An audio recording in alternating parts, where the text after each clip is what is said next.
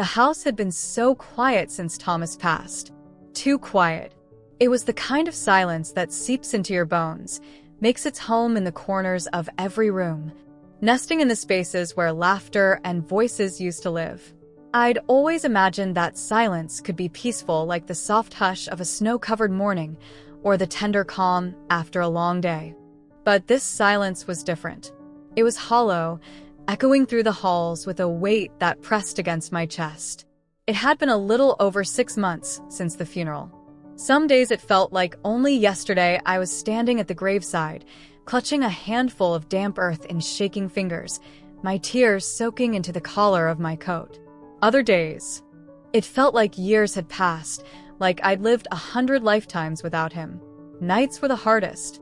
I'd wake in the dark, reach out across the bed half asleep, expecting to find the familiar warmth of Thomas lying beside me.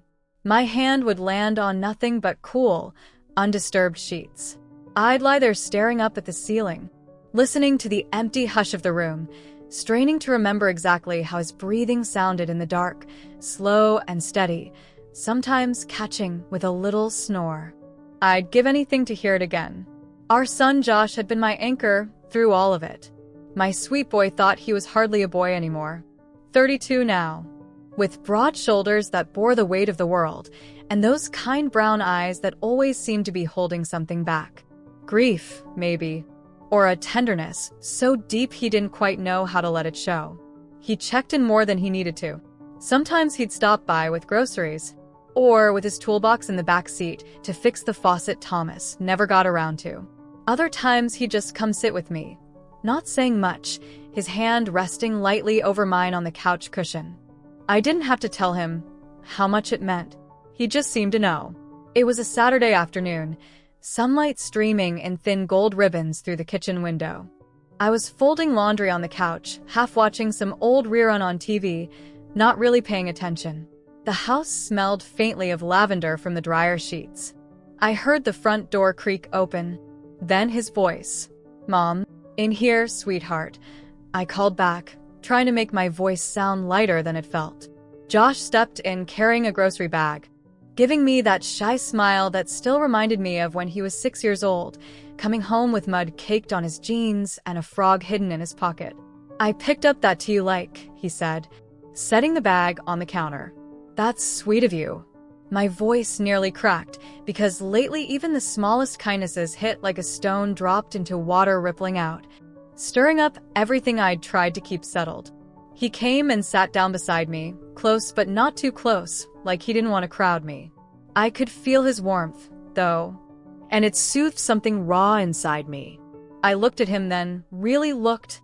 There was a new heaviness to the way his shoulders slumped forward, a tightness in his jaw when he wasn't speaking.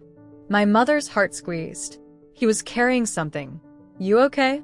I asked gently. He hesitated, just a flicker of it across his face, but I caught it. "Yeah. I don't know." He let out a slow breath, then gave a helpless little shrug. "I've been thinking a lot about Dad." My eyes stung. I reached over and rested my hand on his, feeling the way his knuckles twitched under my palm. "Me too," I whispered. There it was, that fragile moment between us, raw and unscripted. I realized then how grief wasn't something we could shoulder alone. It stretched between us like an invisible thread, tying us together in our shared ache.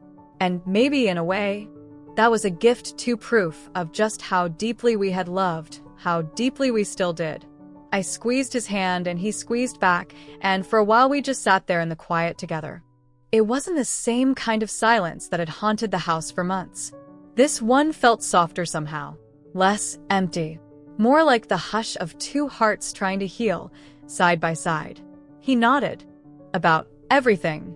About you, about me, about this strange shape our lives have taken since that day we lost him." I rested my hand gently over his, feeling the way his knuckles tensed under my touch before they softened. We were both still learning how to exist in this new, hollowed-out version of our home. It wasn't easy. It wasn't supposed to be.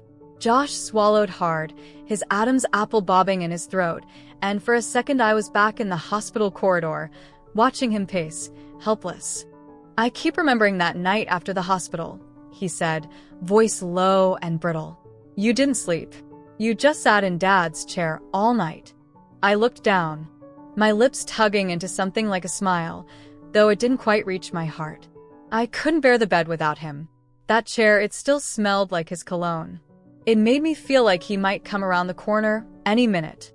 We fell silent then, wrapped in a hush so thick I could almost hear the walls breathing. Outside, a neighbor's dog barked twice, sharp and insistent. A car door slammed down the street. Life was still moving on, indifferent to the way ours had cracked open. I miss him every day, Josh whispered, so quietly I barely caught it. His words felt like something sacred, something fragile. Me too, I breathed. More than I ever thought possible. When I turned to him again, there was something raw and unguarded in his eyes. Vulnerability. Yes, I'd come to expect that in the months since we lost him. But there was something else, too. A question perched on the edge of his tongue, heavy and dangerous. What is it, Josh? I asked, my voice catching. He ran a hand through his hair and let out a shaky breath. Mom, I need to ask you something, and I don't want you to freak out. Just please listen. My heart stumbled. You're scaring me. No. It's nothing bad. Not like that. He paused, studying my face with a desperate kind of searching. Then he dropped his gaze, twisting his hands together like he was a boy again, about to admit to breaking a window. Have you ever felt like you were still full of something even when you're supposed to be empty? I tilted my head, brow furrowing. What do you mean?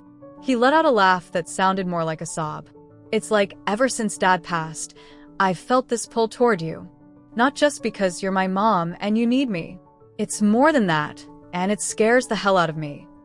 I went very still. My breath stalled in my chest.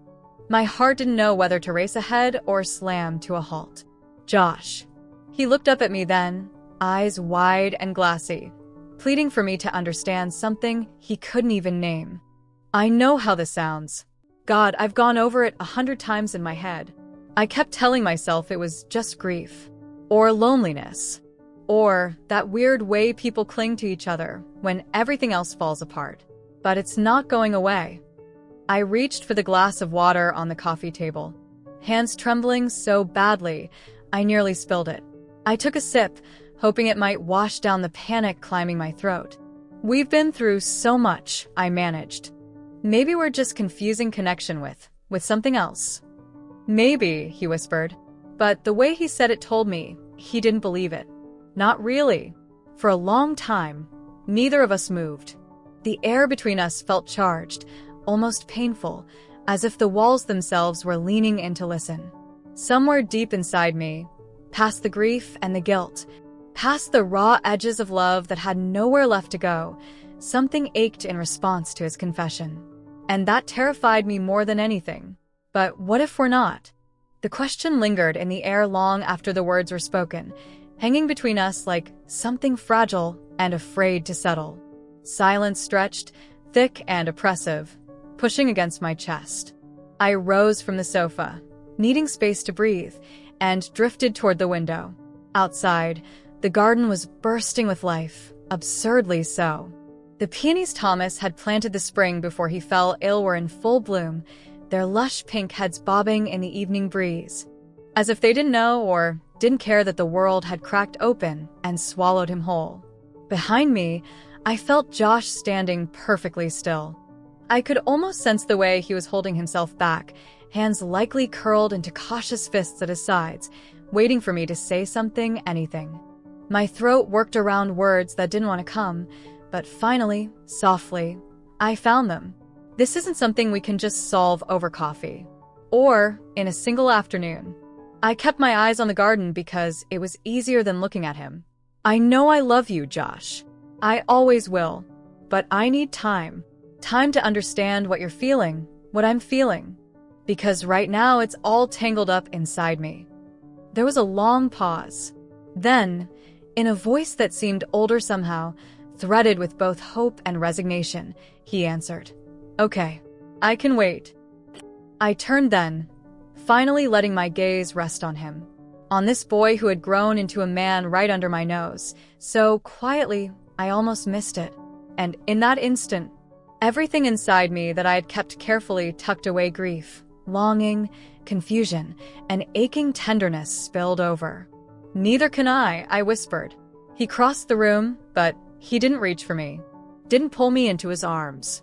Instead, he simply stood close enough that I could feel the faint warmth radiating from him and could hear the careful cadence of his breath. It was like he was saying without words that even if everything between us was shifting, the bond was still there, still real, still ours. We stayed like that until the sun sank low, draping the room in molten gold that slowly melted into dusk. Long shadows stretched across the floorboards, and in that quiet hour, with no words left, something inside me loosened. For the first time in what felt like forever, I didn't feel quite so desperately alone. After Josh left, the house seemed to inhale all the silence he left behind. I wandered over to Thomas's old chair, the worn leather still bearing the subtle imprint of his shape, and sank into it.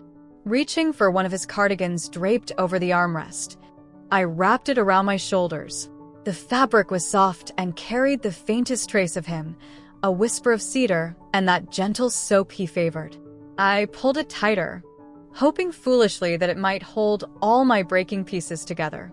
Sleep didn't come. Instead, I lay awake staring at the cracked ceiling, tracing invisible patterns while my mind twisted itself into knots. Josh's words had stirred something inside me. I hadn't dared poke at something raw and trembling that didn't fit neatly into boxes labeled grief or loneliness. I had been so quick to blame my sleepless nights and hollow days on mourning Thomas, on the weight of loss. But now I couldn't help wondering if it was more complicated than that. Beneath it all, under the wind rattling the windows and the pipes groaning with the age of the house, there was the slow, uncertain thud of my own heart. A heart that, despite everything, despite the guilt, the fear, the deep well of sorrow, was still trying to find its rhythm in this strange, tender, shifting new world. And for the first time, that thought didn't terrify me. It only made me ache with a quiet, startling hope. The next morning came heavy with silence. I drifted through the kitchen as though I were sleepwalking, movements slow and automatic. I poured myself a cup of coffee, watching the steam curl upward, but it cooled untouched. The walls of the house seemed to breathe around me. Every creak of the floorboards, every distant bird call outside felt amplified, pressing in on my fragile calm. I found myself wandering room to room, fingertips tracing the backs of chairs, the edges of picture frames that held moments from a life that suddenly felt so far away. Each photo was a ghost: Thomas smiling at a backyard barbecue, Josh in his Little League uniform, even me with sunburned cheeks, holding up a glass of iced tea. Somehow, the colors in those memories felt brighter now, painfully vivid, like the world had sharpened into cruel focus. Around noon, my phone buzzed on the table, startling me. I picked it up, expecting some automated reminder or a message from the pharmacy. But instead, it was him. "Josh, mind if I stopped by later?" I stared at those words for a long, breathless minute. It was simple, almost casual, but it sent my heart into a nervous rhythm. Finally, I typed back, "Me, of course." When Josh arrived that afternoon, there was an unfamiliar caution in his posture. His usual easy confidence was nowhere to be found. This was the same boy, the same man who used to sling an arm around my shoulders, who laughed loud and easily. Now he stood in the doorway, shoulders slightly hunched, eyes darting over my face like he was searching for some sign of how to act. "I brought those bowls you wanted to plant," he said, holding up a crinkled brown bag from the garden center. His voice was light, almost too bright, like he was trying to keep things normal. "Oh," I breathed out, surprised by how much relief I felt at such a mundane thing. I'd forgotten all about those. Figured they'd be good for the yard. We worked outside for nearly an hour, the sun warm on our backs, our hands sinking into the cool, damp soil. The rhythm of digging and placing and patting down the earth had a kind of meditative quality. Every now and then our arms would brush, Or our eyes would catch for a second too long, but neither of us said anything. It was easier to let the quiet fill the spaces. When we finally stepped back inside, our shoes were muddy and our cheeks flushed. I moved automatically, pouring us each a glass of lemonade. He followed me into the kitchen, watching me with an intensity that made me feel exposed, like I might shatter under his gaze. I leaned against the counter, the towel in my hands twisting. About yesterday? He nodded quickly, cutting me off. Yeah. I've been thinking about it nonstop. Wasn't sure if I should have said anything. My chest tightened. No. I'm glad you did. I needed to hear it. You're not angry? He asked, voice small, almost boyish. Angry? I let out a sound that might have been a laugh if it hadn't cracked in the middle. No, Josh. I'm confused. Overwhelmed. But not angry. He took a step closer, his eyes searching mine. Voice dropping low. I keep seeing you as more than just my mom. Not in a disrespectful way, I promise. Just as a woman. A person who's been through pain, who's still beautiful, still kind, still strong. My breath caught so sharply, I almost winced. Josh. He didn't close the distance, just looked at me with this open, raw expression that made my heart ache. It's like I've woken up and seen you for the first time. I turned away, busying myself with wiping the counter, even though it was spotless. My heart was racing, and there was this low, insistent heat between us, soft, but undeniable. I don't know what to do with what you're saying, I whispered. This isn't something we were ever prepared for. I know. He sounded just as scared as I felt. But maybe it's something we were meant to discover. Even if it makes no sense. Even if it terrifies us. There was a long, heavy silence. I swallowed hard, trying to steady my voice. I keep thinking about how much of myself I gave to your father. 38 years. Now I don't even know who I am without him. Josh's face softened with something almost like grief. Maybe that's what this is, he said gently. You figure out who you are. Me too. I turned back to look at him. The late afternoon light spilled through the window, wrapping him in gold. For a heartbeat, he looked so much like Thomas that it made my chest seize. But there was also something purely, unmistakably Josh Ernest, hopeful, afraid. I reached out, almost without thinking, brushing a bit of dirt from his shoulder. He held perfectly still, letting me. This isn't something we rush. I said at last. We don't owe anyone answers, but we owe each other honesty. His smile was small, almost trembling. I want that, more than anything. That evening we sat out on the porch, wrapped in blankets as the sky bled from orange into dusky lilac. The garden we'd worked in was still damp, the scent of jasmine rising around us like a promise. Josh told me stories from his childhood. I'd long forgotten how I used to sing to myself while folding laundry, how I sobbed the first time he scraped his knee at 5. How he always knew I was the one holding our family together. I shared pieces of myself too, the hollow loneliness of waking up alone, the instinct to reach for Thomas's voice in the dark, only to remember it would never come again. My words trembled, but he listened, never looking away. We didn't touch. We didn't cross any lines. But in that tender evening light, with the world hushed around us, something delicate began to bloom. Something neither of us had planned for, something that felt fragile and frightening and undeniably real. Maybe even something we both needed, whether or not we could name it yet. And for the first time in a long while, as the stars blinked awake above us, I let myself wonder if this whatever this was could be the beginning of finding not just each other, but ourselves again.